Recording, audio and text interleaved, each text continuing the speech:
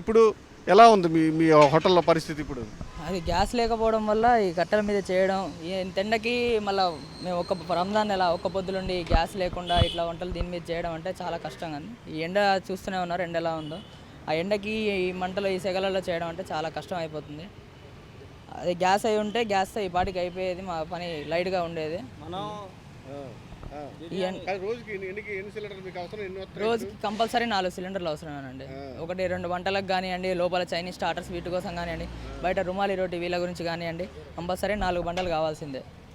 ఆ బండలు లేకపోతే చాలా కష్టం. ఇప్పుడు ఈ వంటలు అంటే ఇవి చేసేస్తాం. ఇవి లోపల నుంచి వచ్చే ఫ్రై, చికెన్ ఫ్రై వీటి కోసం అయితే గ్యాస్ కావాల్సింది. గ్యాస్ లేకపోతే చాలా ఇబ్బంది అవుతుంది మాకు అసలు. మరి ఇలా హోటల్ ఎన్ని రోజులు నడుపుతారు ఆరు బయట? ఇప్పుడు వ్యాపారం అయితే మానుకోలేం కదండి. గ్యాస్ లేకపోయినా ఎట్లా గట్ట చేయాల్సిందే, ఎండకైనా చేయాల్సిందే.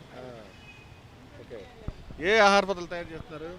మనం చికెన్ నుంచి మటన్ వరకు అన్ని ఐటమ్స్ ఫ్రై అన్నీ ఉంటాయి. మనం ఇప్పుడు బిర్యానీ ఒకటే బయట వేసేది, ఎసర్లు అన్నిటికీ ఐటమ్స్ అన్నిటికీ గ్యాసే. ఇప్పుడు గ్యాస్ లేని వల్ల మనం బయట చేయాల్సి వస్తుంది. టైం కూడా వేస్ట్, లేటు మొత్తం. ఈ టైంకి మొత్తం అయిపోతాయి, 1 దాకా మొత్తం అవుతున్నాయి రోజు, ఇది గ్యాస్ లేని వల్ల. ఈ గ్యాస్ మళ్ళీ ఇప్పుడు ఎలా? ఇప్పుడు ఎన్ని మెనూ తగ్గిపోద్ది కదా మరి? మెనూ మీరు కొంచెం స్టార్టర్స్ కొంచెం తగ్గుతాయి. అది గ్యాస్ లేని విధంగా మటన్ కర్రీ, చికెన్ కర్రీ అవి వండుతాం. స్టార్టర్స్ వంటికి కొంచెం తగ్గిస్తాం, సాయంత్రానికి కొంచెం ఉంటాం అంతే. అంటే టైం కూడా ఎక్కువ అవుద్దేమో కట్టెల పొయ్యి అయితే?